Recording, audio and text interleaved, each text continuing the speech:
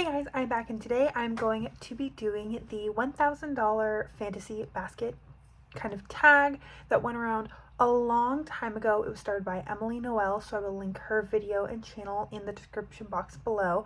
But this is in collaboration with Dub's Beauty Diary. I will have her video and information linked down below as well. She's such a lovely person and has been doing a lot of very cool things this month. Some decluttering, a lot of project panning for her birthday month. And so today we are collaborating. She is doing a $1,000 Sephora fantasy haul and I am doing Ulta.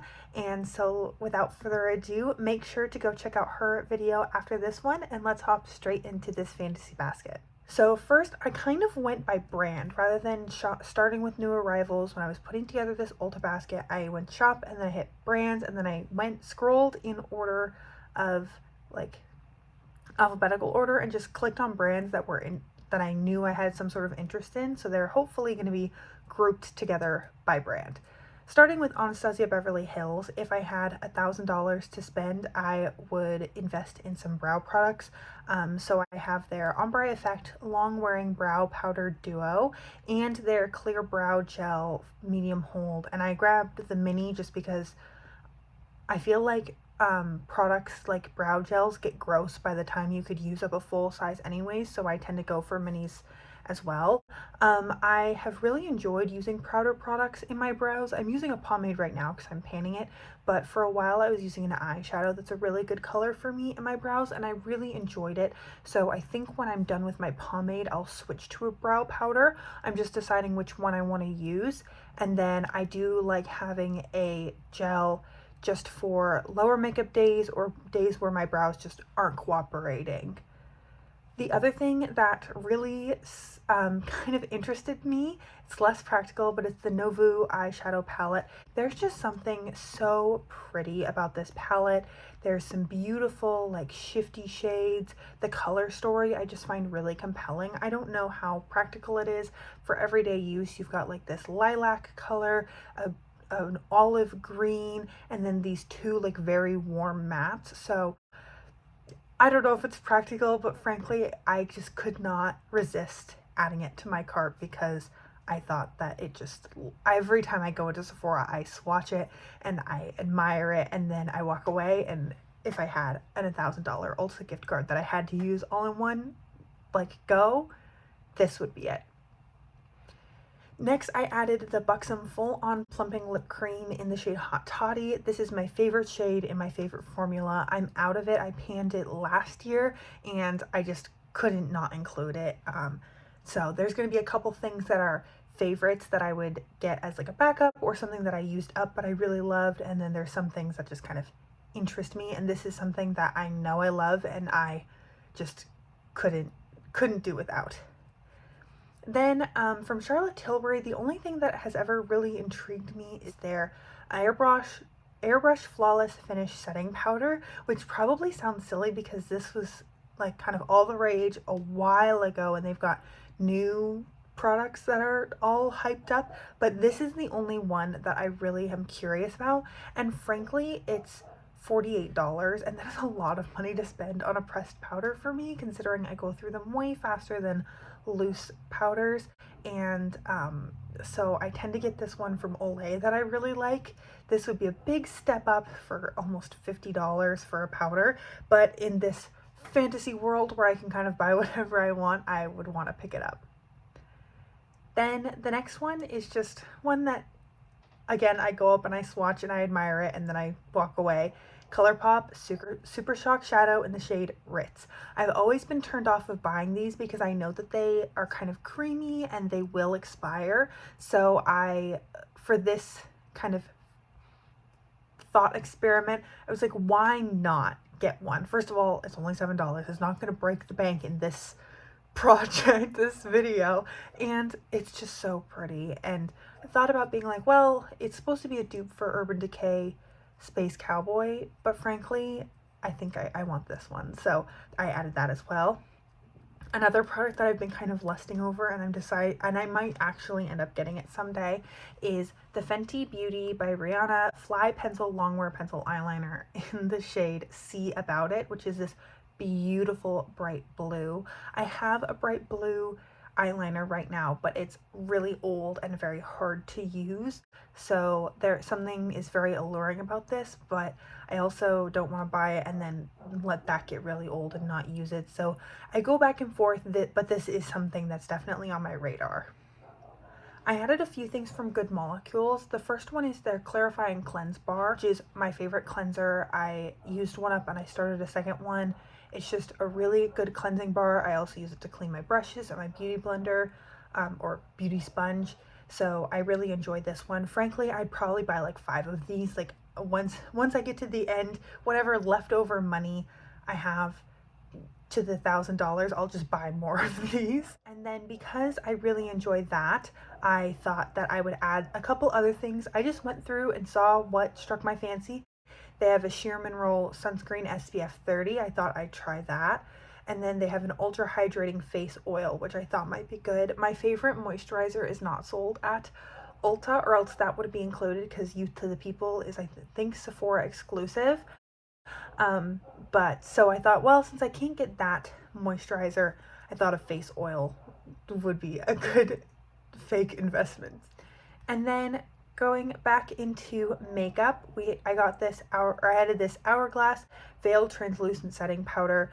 I have a good friend who loves this, and she used it and then reached a point where she had to replace some of her makeup because I think she was either out or for some reason she decided she really wanted to replace it, and she went and got a new one. This is also $50, which is a lot to spend on a powder in my daily life, but I thought, why not? You only live once in this little experiment that we're doing. A product that I used to have and then I gave to my mom, and I kind of miss it, and I swatch it whenever I see a MAC, and then I want to buy it, and I'm like, no, I have enough blush at home, but like also I kind of wish I never gave it away, is their powder blush in the shade Desert Rose. It is such a stunning color. It's like the perfect mauve-y neutral for me, and I miss it every day. Something that I wanted to add, but they don't actually sell my shade of this at Ulta, is also MAC Studio Radiance Face and Body Foundation. I love that foundation, but they only carry like the darkest 6 shades at Ulta for some reason. So I made a note of it here, but I'm not including that in this, but only because I can't buy my shade at Ulta for some reason. If they expanded, or for whatever reason I was going in store and I could buy it, I would definitely add it. I also really like their false lashes. I think that they look really natural.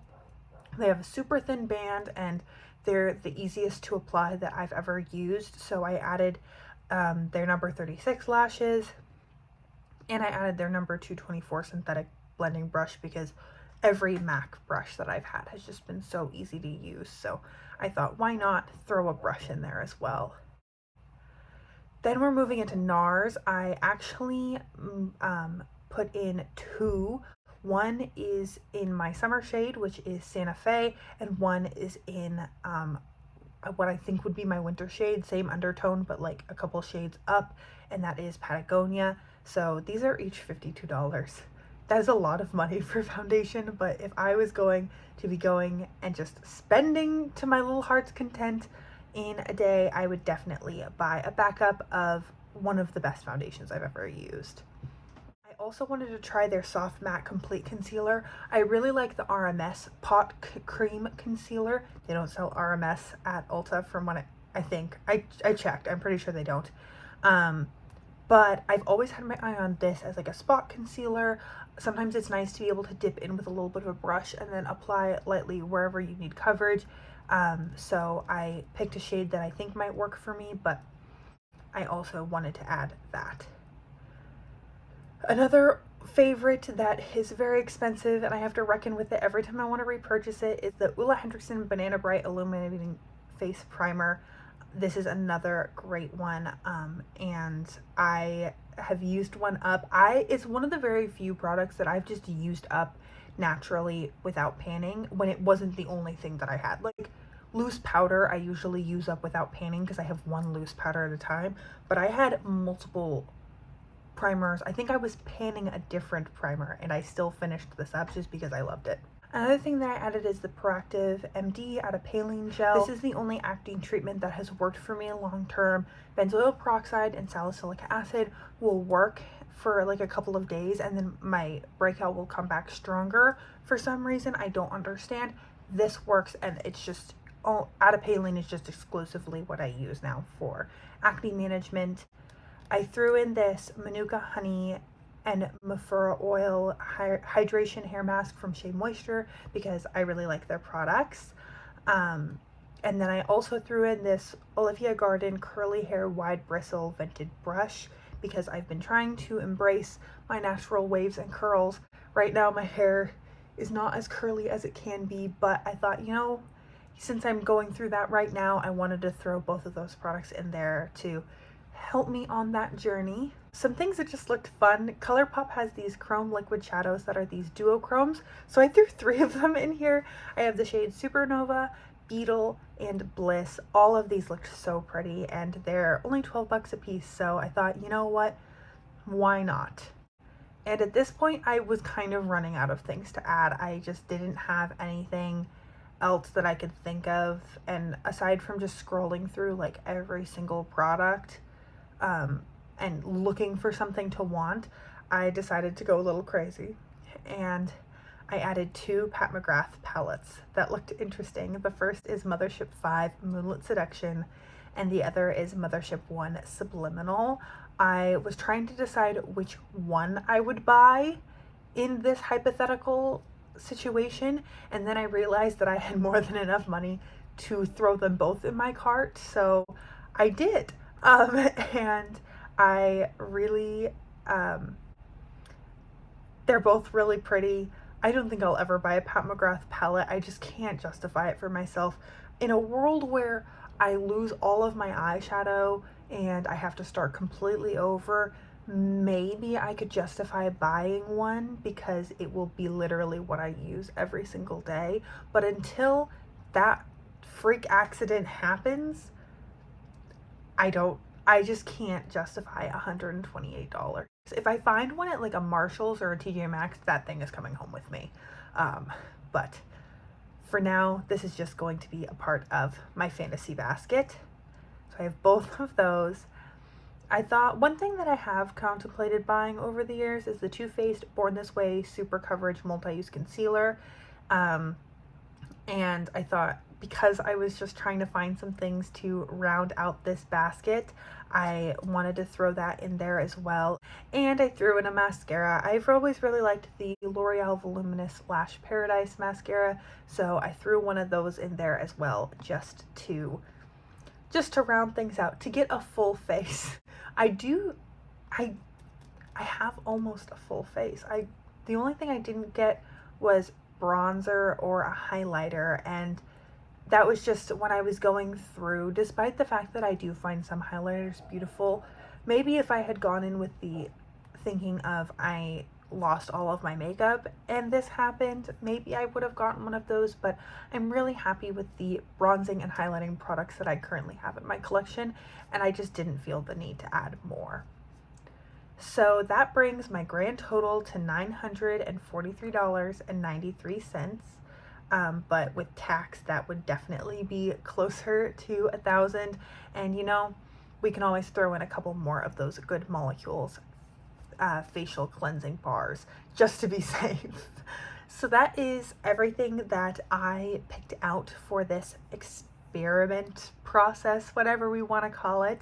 I actually enjoyed doing this more than I thought I would. It definitely helped me realize, going back through it, what was an impulse, like those ColourPop products, versus what are things that I'm actually considering buying, like the Anastasia Beverly Hills Brow Powder Duo when I finish up my current brow pomade.